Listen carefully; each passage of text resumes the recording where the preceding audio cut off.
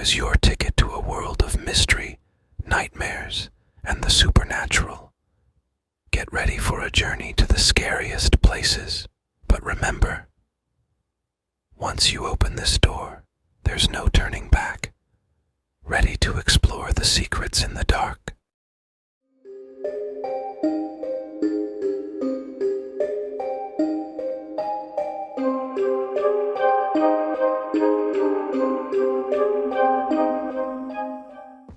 Hello, friends. My name is Metin.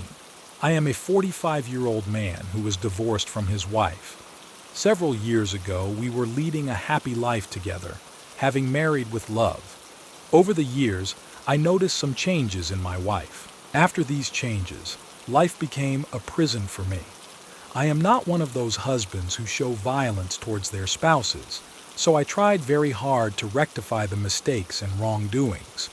When I was 34 years old, there was a man at the workplace whom I could call my brother, named Amit. Amit used to come to our place frequently with his wife, and we would spend time together. We also visited them as guests.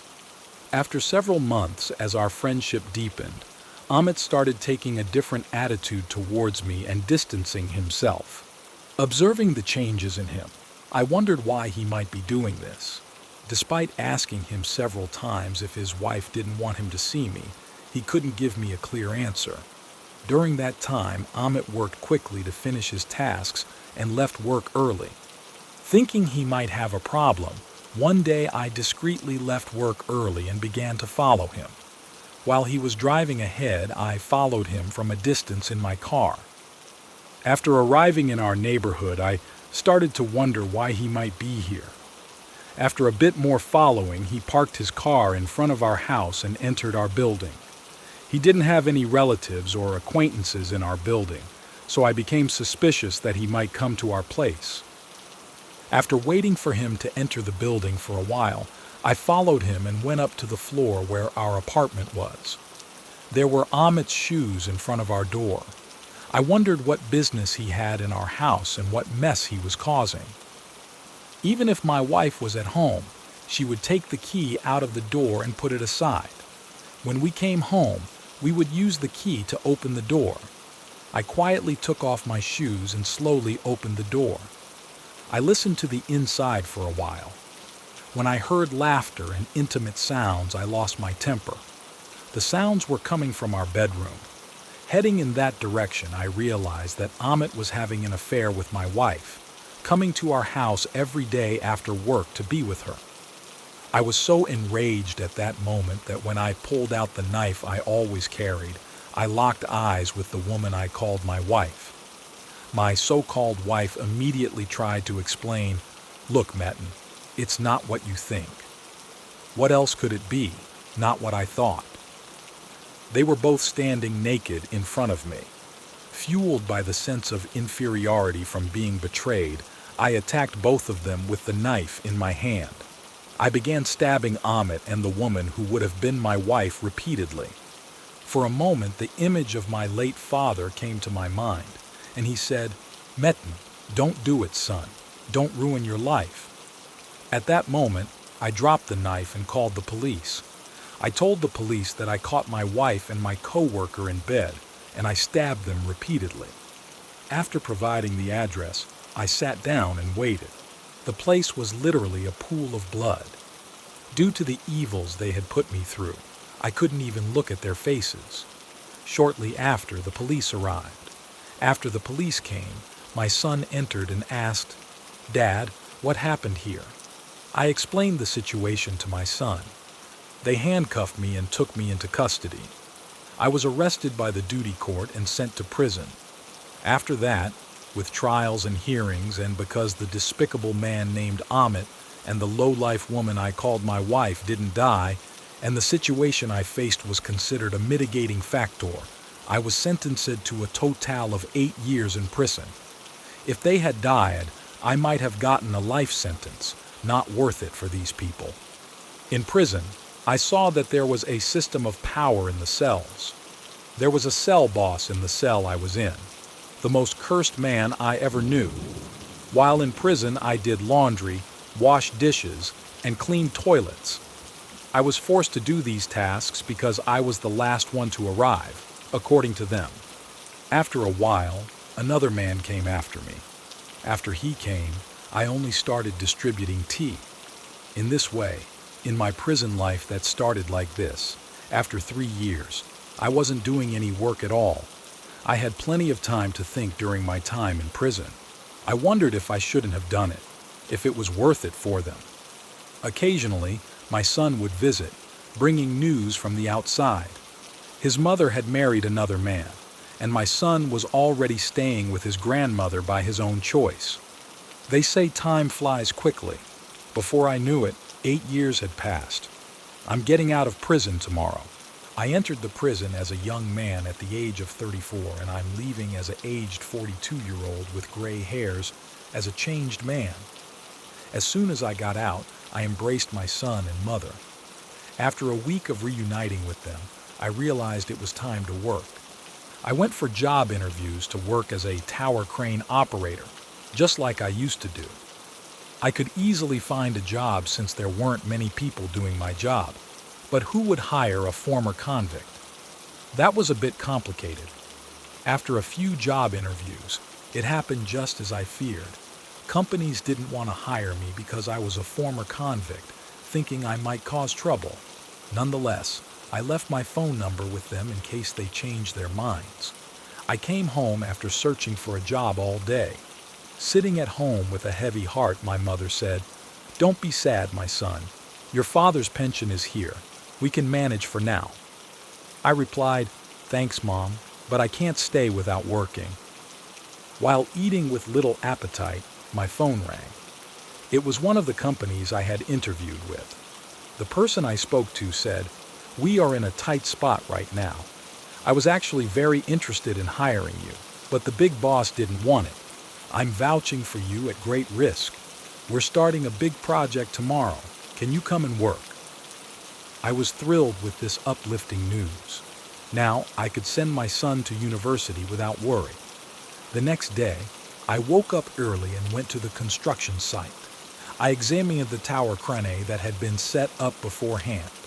It looked a bit different from the ones I had used before, like two models combined. I would understand what it was like once I got inside. The site manager asked me to list the crane's specifications to assess my knowledge. It was a bit disheartening for him to ask questions like he was asking a primary school child. I listed what I knew based on my experience. Tower cranes have various features. Usually the standard height of the crane is 66 inches. Additionally, the extending part of the crane, called the boom, is 80 inches. Behind the booms, there are concrete blocks weighing an average of 1.5 tons. These blocks are used to ensure the crane's balanced and healthy lifting. Moreover, when the wind reaches a speed of 50 km/h, the operation should be stopped. Otherwise, the crane may tip over. The manager, listening to what I said, remarked, "Mashallah, you know better than me." I explained that it was due to years of experience, and I assured him that I would do my job properly. If it weren't for the cursed events that happened to me, perhaps I could have earned good money in very different places. On the first day of work, the elevator didn't work when I tried to get on to reach the crane. I shouted from a distance to the manager, "Is the elevator not working?" He replied, "Yes, we'll fix the elevator. Climb up." So, I reluctantly climbed the stairs and sat in the cockpit. Looking around, the whole city was beneath my feet. I felt free and high up just like in the old days. After a while, announcements started coming through the radio. According to the announcements, I was moving loads from one place to another. It was clear how much I missed my job. During lunch break, I descended dozens of stairs to go down. I think the most challenging part of my job was going up first and then down the tower. Some models had an elevator, but this model's elevator was broken. I had to climb up, which was not easy. One worker must have heard from somewhere that I was a former convict because a young guy suddenly said, "Hey, you were inside. Why did you come in?" I was irritated by this question. I was afraid that if I reacted strongly, they might misunderstand me. So, I kept quiet, finished my meal, and headed towards my crane. In the evening, after completing all the work, I descended from the crane in the darkness of the night. All the workers had already left in their cars. I thought they might have forgotten me. I went to the guardhouse to find the guard and call the site foreman. I hadn't thought to get his number on the first day. When I got to the booth, it was empty. Let me wait for a while. They will come, I thought. I entered the booth, and there was a mobile phone inside. Well, if the phone is here, they will come soon, I said. I assumed maybe he went to the bathroom. The gas stove next to me was boiling tea. I might as well have a cup of tea, I thought. I poured some tea into the cup, and as I was about to add hot water, I noticed something in the water. Looking closely, I saw something resembling mouse droppings in the water. My stomach turned when I saw this. Can tea be like this? I went outside. I better pour this out, I said, looking for a place to pour it. I threw the boiling water onto the trash can. At that moment, I heard a faint squeaking sound. What happened there?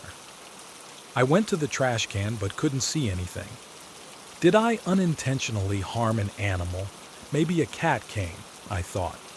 After looking around for a while and not finding anything, I went to the kettle to fill it with water. When I went into the booth, the guard was sitting there. I asked him for the foreman's number. After getting the number, I called and said, "You forgot about me. They are on their way back. Wait." After a short chat with the guard, the man from behind knocked on the door. The guy outside said, "What are you doing inside? What are you waiting for?" Then he looked at my hand and said, "What is my phone doing in your hand?" I was shocked when he asked, "Who are you?" I took the phone from the guard, pointing to the seat. However, the seat was empty. "What's going on?" I rubbed my eyes. I put the phone there and went out. A few moments ago, there was a guard here, and I asked, "Who are you?" The guy replied, "I'm the actual guard. Are you okay in the head, brother?"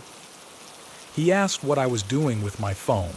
After a brief argument with the guy, I told him everything that had happened to me. Even though he didn't believe me, I said I was the new crane operator. After some tense moments between us, he attempted to make himself some tea. When he lifted the tea, he asked, "Who emptied this water?" To avoid further tension, I said, "I don't know."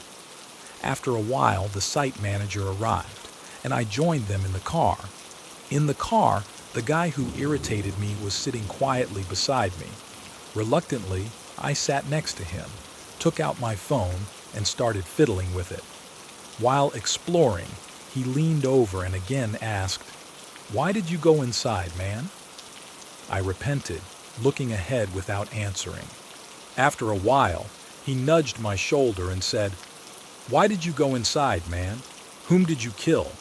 You seem to like killing. I know your type, murderers like you." Unable to endure it, I grabbed his throat. "What are you saying?" I started slapping the guy. A few people held me back. After the driver stopped the car, they made me get out to calm down. The site manager asked, "What happened? Why did you hit the kid?" I said, "He asked me nonsense questions, and I couldn't take it." The kid, coming down, said, "Brother, why are you hitting me? I just told you that you do your job very well and asked how you were. You started hitting me for no reason. I won't ask about your well-being anymore." I apologized to the kid right away. "Come on, guys. I must have lost my temper," I said, getting back into the car. First, the incident with the guard, and then with the kid began to confuse my mind suddenly. Maybe I'm having hallucinations. I must be tired because I haven't worked for many years. Anyway, I went home, hoping it would get better. The house smelled delicious from the inside. My son had come home from school, studying in his room for university exams. My mother came and hugged me, saying, "How was it, my son? Did you like your job? Did you get very tired?" I said, "No, Mom, I'm not tired. I'm fine, sitting down at the table. What did you cook? It smells so good, I said. My mother brought the pot to the table. Put the dishes. He was studying. I'll call him, she said. When I opened the pot, suddenly steam started rising from it. Whatever she did, it was always piping hot. Oh, it smells great. We'll eat it hot, I said. I wondered what she did as I looked inside the pot. Suddenly, my stomach churned and I closed the lid. There was human feces inside the pot. Maybe I'm hallucinating again, I thought, opening the lid and looking inside. This time, the smell of human excrement replaced the delicious aroma of the food. Feeling nauseous, I somehow sat down, and my son and mother came from inside. When they sat at the table, my mother said, "Son, why haven't you put the dishes yet?" I said to my mother, "Mom, don't talk nonsense. You put something in the pot. Are we going to eat that?" My mother's face fell as she opened the lid. "Son, why are you needlessly hurting me? There's kidney bean stew in the pot," she said. I lowered my head and looked into the pot again. Indeed, it was as my mother said. "Okay, Mom, sorry. I had a tough day," I said, kissing her hand. This time, something sticky came into my mouth. "Mom, what's on your hand?" I asked. My mom said, "Nothing, my son. It's okay. I just washed them." When I wiped my hand on my mouth, I realized that this time what had stuck to my lips was human filth. I quickly rushed to the bathroom. I was about to lose my mind. What was happening to me? I had started to see absurd things. Suddenly, the best thing seemed to be to eat, take a nice bath, and then go to sleep. I went inside thinking that I would rest when I sleep. After eating, I focused on my mom's face. Pulling her with the sink loudly, I stared at my mom's face. My son said, "Dad, don't scare us. What happened? Why are you acting weird out of nowhere?" I couldn't tell them what I had seen. I thought they would get upset if they saw me in a bad state, and it would pass in a little while. "God forgive me," I said. Half of my mom's face was melting. In fact, her skin had melted in such a way that it was dripping onto the table like a plastic piece. Rubbing my eyes a bit, I said, "I'm going to the bathroom." While going to the bathroom, my mom was trying to calm down my son. She would say, "Don't worry. I think your dad is fine. He hasn't been working for a long time, probably tired." After I entered the bathroom, I started undressing. I was waiting for the water to warm up while turning on the tap. After a while, when the water did not warm up, I took a towel and went to the kitchen where the boiler was. I set the temperature of the water to the highest degree from the boiler. I went back into the bathroom and waited for the water to heat up again. It wasn't too hot when I reached out. The boiler was probably broken. Well, at least the water had reached a suitable temperature for a bath. After half an hour of bathing, I came out relaxed, got dressed, and went to the living room to see what was going on with my family. When my son saw me, he said, "Dad, what happened to you?" I asked, "What's wrong, my son?" "Grandma, run, you need to see my dad," he said in panic, adding, "I'm calling an ambulance." I wondered what was happening. Maybe they were playing a joke on me. When my mom saw me, she said, "My son, what happened to you? You're as red as a beet. Doesn't it hurt? What did you do in the bathroom? Did you pour acid on yourself?" I went to the mirror in the living room in amazement. Oh my God, every part of my body was bright red, as if I had been sunburned for hours in the sun, I thought. I tried to calm my son down and said, "Hold on, let me not deal with you for a moment." At that moment, I remembered that I had increased the water temperature. "I hadn't noticed the temperature at that time," I said. Suddenly, when I came to my senses, I started to feel pain as if they were repeatedly sticking needles into my body. I asked my mom to turn on the fan. I was burning where I stood, thinking to myself how I could do such a foolish thing. The water I felt was slightly warm, meaning it was lukewarm. How did I take a bath without realizing that the water was so hot? I said. I stood in front of the fan to relax. My mom brought burn cream from inside and applied it all over my body. I'm going to bed now. Hopefully, it will get better by morning. I have to go to work, I said, lying down. Although I struggled to sleep for a while, when I opened my eyes, it was morning. When I looked in the mirror, there was some redness on my face, but it didn't prevent me from working. I went to the front of the house and started waiting for the bus. When the bus arrived, I got on and went to work. I sat next to the boy I had slapped the day before, extended my hand and said, "Sorry about yesterday, brother." He replied, "It's okay, no big deal," shaking my hand. When we arrived at the workplace, the most challenging part of my shift began. I complained about climbing stairs, saying they couldn't get an elevator fixed. After going up, I sat down and started doing my job. According to the commands coming through the radio, I was moving materials from one place to another. After completing a fine and clean job, it was time for lunch break.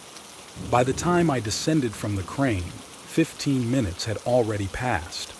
Descending was the easiest part, but I still had to be careful. A small mistake could result in a fall from meters above. After descending, I went to the container where lunch was served, took my meal, and started eating. I also tried to engage in conversation to get to know the people working there. When a few people joined the conversation, I had the opportunity to get to know them. One of them said, "Honestly, man, I've never seen someone as skillful as you. You lift and place it with precision. Hats off to you." I thanked them, mentioning that I've been doing this job for years, and it has become second nature to me. The kid I had slapped the other day came up to me again and said, "Bro, you used to be an ex-con. Why didn't you tell us why you went to prison? Come on, spill the beans." I hesitated, wondering if it was real or just a figment of my imagination. When a few people looked at me, I thought they probably wanted me to tell the story, saying my wife cheated on me might have been hard for me. I didn't want to revisit that incident in my mind. Maybe this much insistence, this much effort had put me on edge. Suddenly, getting angry, I raised my voice and started telling the story somehow. One of my colleagues had been leaving the workplace early constantly lately. I wanted to see if there was something bothering him. Then, I saw him entering our neighborhood and subsequently our building. I got suspicious and followed him upstairs. When I heard intimate sounds coming from our house, I quietly opened the door and took out the knife from my pocket. Seeing them naked in the bedroom, I mercilessly started stabbing them in their abdomens, kidneys, one after another, stabbing them, letting their blood flow. When it turned into a pool of blood, I realized how much I enjoyed stabbing them. Let it happen again. I'll stab them again. The red marks left by the knife entering and exiting the body were taking me out of myself. All my pain, sorrow, and anger were draining away. As they writhed on the floor in a pool of blood, I stabbed a bit more. Just when I was about to stab their throats, I left them to their fate, thinking, it's not worth it for these ones. The cries of pain they emitted echoed in my ears like lullabies. As I narrated all these actions, I seemed to be in a trance. With the embellishments from my imagination, I frightened all my co-workers with what I was telling. Many of them had abandoned their meals and were watching me. Some were visibly frightened and couldn't even look at me. I stood up and left their side. I climbed up the stairs to the tower to finish the pending tasks and bring them back down. While climbing the stairs, I continued to mutter, "Damn these stairs, up and down, never ending." I had a nervous breakdown. I was supposed to start working as soon as the crane reached the top, following the command from the radio below. However, not a single sound came from the radio down there. I said a few times, "I'm waiting for your command. Speak up." When there was still no response, I started yelling in frustration. After yelling for a while, incomprehensible signals started coming through the radio. I thought they might be mocking me. After sitting for a while, I heard a psst sound from behind me. When I turned around, there was no one there. Who could be inside the crane at a height of 66 meters? Feeling a bit startled and more uneasy, I continued to wait. When I heard the psst sound again from behind, I turned around. My heart was almost jumping out of my chest. Starting to pray it would be appropriate to say that I waited to die. In front of me was a being with a pitch-black face, tall, long hair with chains placed as if randomly in the middle, almost resembling dreadlocks. Pointing to a small creature in its arms, it said, "You burned my son with boiling water. I'm going to burn you." My tongue was tied and I had no idea what to do at 66 meters in height. I couldn't pass by it and go down. I was almost losing my mind. Suddenly I focused on the small demon-like figure it held in its hand. With the boiling water I threw, half of his body had literally melted. In that moment, I prayed profusely, closed my eyes, pleaded with Allah, and started crying, saying, "Please rescue me from here." After a while, a voice came through the radio. "Come on, Mehmet, we're waiting for you. If you've calmed down, get back to work already," they were saying. When I looked back and didn't see anyone, I snapped out of it. "Okay, if you've secured it, I'm pulling it," I said, and started carrying the load. After a difficult evening, the air had slowly darkened. Descending the stairs in the darkness, the same sounds echoed in my ears. I was quite scared due to the high-pitched screeching of a creature and the psst sounds. When I finally reached the bottom, everyone was looking at me strangely. When I sat in the bus, separated from everyone else, the site manager came to me. "It's clear that you have a problem. Normal people can't narrate what you just did. If you've experienced something, let me help you. I know a famous scholar. If there's an evil eye or possession, he can resolve it. If you need help, don't hesitate to tell me because a friend of mine went through the same things as you did, and apparently he was possessed. This scholar I mentioned helped him," he said. I thanked him and said, "Okay." I headed home, and when I entered, delightful smells filled the air again. This time, no matter what I saw, I wouldn't make any moves to harm my mom and son. Clearly, when I threw that boiling water outside, I had attracted some malevolent presence.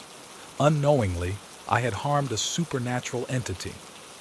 The best thing is to ask for help from the boss after going to work tomorrow, or consult a scholar if necessary. Seek assistance.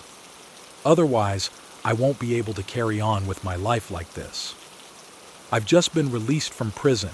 I couldn't risk doing something wrong and going back in. After having dinner without any issues, I went to bed. I woke up in the early morning to the sound of my son's scream. Running to him, I grabbed his hand and asked, "What happened, son? Why are you screaming?" My son said, "Dad, I had a really bad dream. I probably screamed because of that. I'm not even aware of it."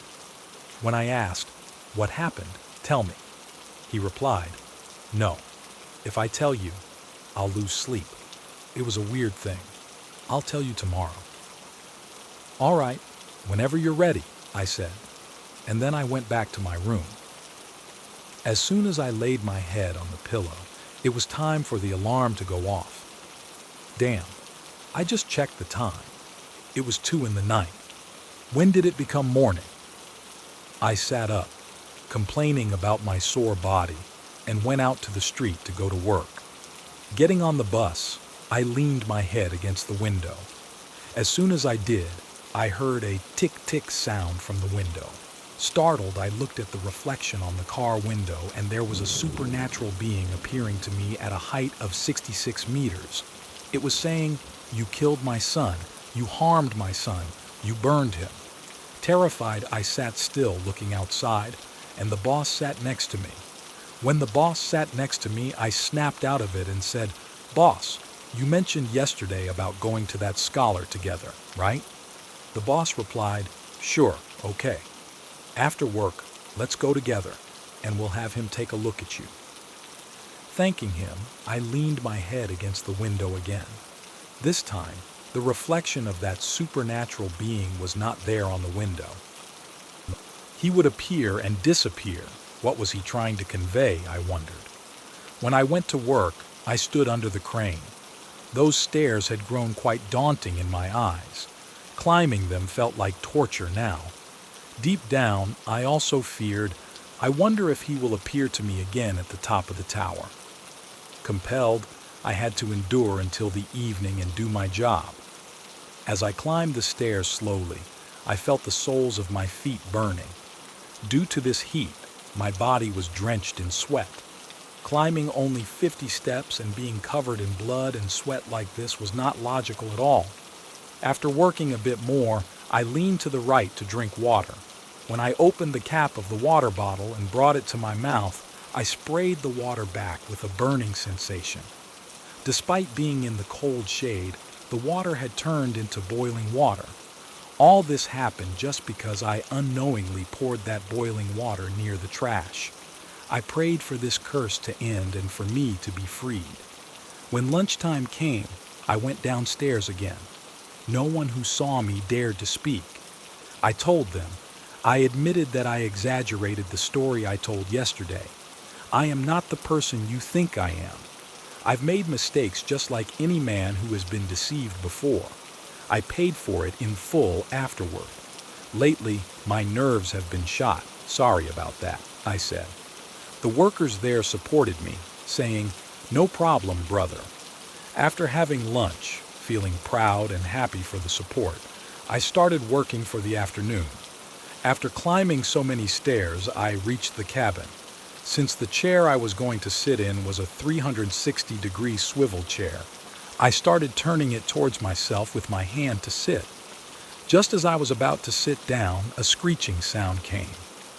"Oh God, I seek refuge in you for all my sins," I started praying. On the chair, the supernatural being showed me on the first day, it appeared to me, was standing.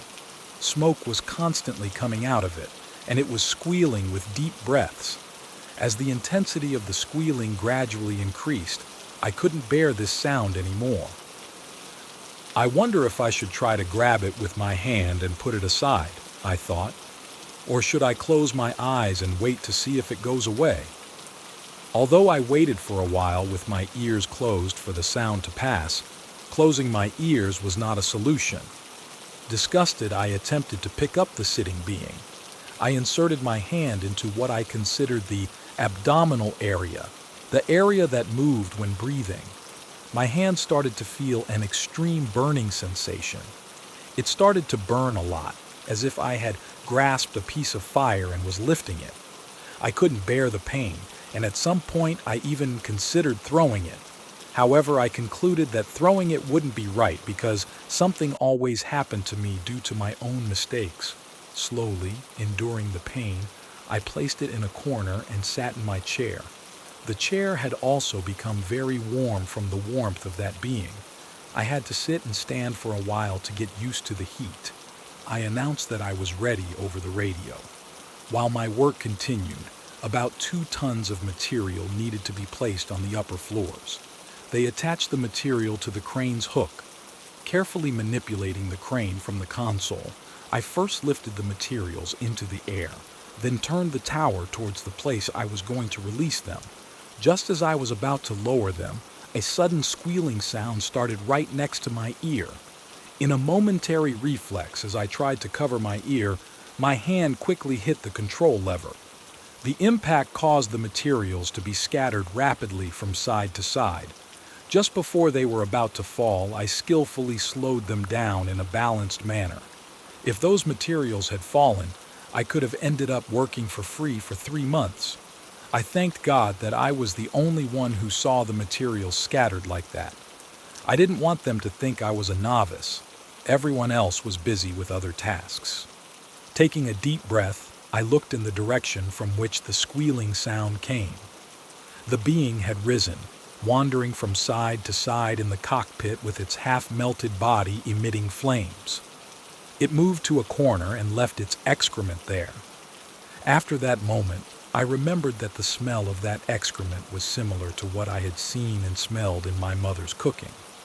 All these excrements, burnings, apparitions, and disturbances were starting to get on my nerves. In the evening, I quickly went downstairs, found the supervisor, and said, "Boss, please let's go now. I'm not feeling well at all." The boss said, "Okay, come on. Let's take the shuttle to the city center. From there, we'll take a bus to a nearby district." After reaching the district, we walked a bit. After climbing a steep hill overlooking the mountain part of the district, we found a single-story house at the end. Hanging from the roof of the house, dozens of padlocks were connected to chains. On the locks, there were Arabic letters that resembled writing with red nail polish. I encountered this very interesting sight for the first time in my life. When we approached the steel door to knock, we realized that even the door knocker was padlocked. There were Arabic letters written in blue on it. I thought there was definitely something strange about this house. Since the moment I went there, I had an inexplicable headache and a strange discomfort inside me. It felt like someone was pulling me from behind. After knocking on the door, it opened after a while. I was stunned when an old woman opened the door. She had painted symbols on her face with black paint, and there were round and various patterned symbols on her forehead and chin. Looking at me, she said, "Welcome, Mehmet. I was also expecting you," which surprised me. I turned to the boss and said, "Did you tell her, boss?" He, quite surprised, couldn't hide his astonishment and said, "No, I didn't. I swear." The woman invited us inside. As we entered, candles were burning in every corner of the house, and there was an incense next to them. The atmosphere in the house was so gloomy and dark that for a moment I felt like I was suffocating inside. She led us into a room and asked us to sit. Turning to me, she said, "I know why you came. Just before you arrived, the jinn told me their situation. You hurt the child of a jinn. By what wisdom would you pour boiling water into the trash without reciting prayers? Garbage dumps are their favorite places. Don't you know that?" Turning to the boss, she sought my approval and I nodded. I pleaded with the woman, "Please save me. I won't do it again." I asked her, "Can't you communicate with jinns?" She said, "It doesn't work that way. Tell me what happened to you." I narrated what happened to me in the days following the water pouring. After listening to what I had to say, the woman had me sit in front of her. "I will communicate on your behalf. Don't open your eyes no matter how much your hands burn or even if they fall off. And let's not bother with you anymore," she said. The boss sat in a chair on the side watching us. I knelt down, palms open. The woman wrote Arabic words on 2 pieces of paper and placed them separately in the palms of my hands. She said, "Close your palms, keep your eyes open." Placing a basin under my palms, she started pouring water from the jug next to her towards my closed palms. The poured water into my palms was filling the basin below, but steam began to rise from the water in the basin after a while. I was surprised when it started boiling vigorously. Looking at the boss, I would understand if he saw this. He was also quite astonished, staring at the boiling water in disbelief. "Now close your eyes. It's going to burn a lot. Shout as much as you want, but don't open your eyes," she said. Closing my eyes, I awaited the move the woman would make. She grabbed my closed palms and submerged them into the lower basin. At that moment, I felt as if there was a fire inside me, burning fiercely. It was a pain far more intense than the agony of the jinn's affliction. After a while, I started screaming at the top of my lungs, feeling as if my hands were melting. When the woman suddenly pulled my hands out of the water, I realized that my hands were now freezing cold. I had no idea what was happening at this moment. "Okay, you can open your eyes now. I spoke through my own jinns. they will forgive you. However, they want a gift from you, she said. Now, I'm going to cut you somewhere, and I'll drip your blood onto a piece of bread for you. After letting that bread mold in a sealed bag for 10 days, you'll crumble it on the edge of the trash. Once they taste your blood, they will leave you alone, she said. I replied, all right, cut wherever you want. Just get rid of this affliction, I said. The woman stood up, went inside, grabbed a knife and a piece of bread, and came back to me. She read something and blew on the knife. Then, as she rubbed the knife into the palm of my hand, she seemed to go into a trance, experiencing something. I didn't understand what was happening at that moment. After a while, when she came to herself, she dripped blood from her palm onto the bread. When the part inside the bread turned out to be blood, she put it into a white bag and handed it to me. Okay, is it done? I asked. The woman, in a melancholic tone, said, it's done, but I saw one more thing. When I rubbed the knife on your hand, I witnessed the pain you were experiencing. Your ex-wife is in a very difficult situation right now. Have you ever tried to contact her? I was surprised at how she could know that, then said, I'm not talking to her. I never tried to reach her. After she cheated and left, I never contacted her. May you keep your humanity. I regret a lot for what you've done. Right now, she's in a very tough situation. You may want to see her, she said. I don't know where to find her, I said. I was sleeping behind the large mosque in the center. Anyway, you'll have time to leave the bread for 10 days. You can also take care of her, she suggested. I said okay, thanked her, and left. Turning to the boss, I hugged him and said, Bro, may God be pleased with you. Without you, I could never have found this woman. You saved my life. Thank you so much. When we arrived at the center, I parted ways with the boss, saying, see you. I thought, let me go to the back of the mosque in the center. I wonder what my ex-wife is doing. When I got there, I looked around for her but couldn't find her. Then at the corner of the mosque, I saw a homeless person lying on cardboard. When I bent down to look at her, I realized it was my ex-wife. Nazik, what are you doing here? How long have you been in this condition? I asked. She lifted her head and looked at me. Her eyes lit up when she saw me. No one accepted me, Matan. I went hungry, slept on the streets.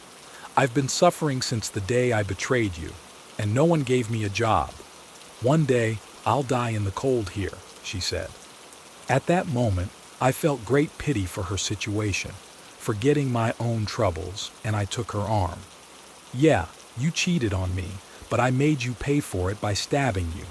While I was in prison, you were on the streets, and your family and relatives didn't accept you. I took her with me, saying, come on. We took the bus home. Wait outside for me. I'll bring you in shortly, I said. I entered and called my son to join me. Have you ever seen your mother? What is she doing? Have you checked? I asked. My son said, no, I never even bothered to look. Why would I search for the woman who caused all this trouble for us, Dad? I said, okay, son, and went to see my mother. Mom, I found my ex-wife Nazik. She's living on the streets, I said. Bending over to my mother's ear, I said, if you allow, let me take care of her until she gets back on her feet. Do you agree? I'm feeling a lot of guilt, I said. My mother said, you know best, my son, whatever you say. So I went out and invited Nazik inside, saying, come, Nazik. You can stay here until you get back on your feet, I said. Nazik cried and prayed for me. When she entered, my son was shocked to see his mother. The mother he knew had completely changed. He hesitated to hug her or not, then returned to his room. First, I took Nazik to the bathroom to clean up. When I saw the scars on her body, I felt sorry, thinking about how ruthless I had been. I cried there out of sorrow, realizing what a person can do when overwhelmed by emotions. After 10 days, I took moldy bread to get rid of the affliction on my head. I reached there before dawn, crushed the bread in the trash, and prayed. I hoped that from now on I would be free from this affliction. Although since I visited the sorceress, nothing extraordinary happened to me. I prayed that I wouldn't experience any more incidents in the future, and my prayers were answered. Since that day, no dreadful events occurred, and all the negativity left my life.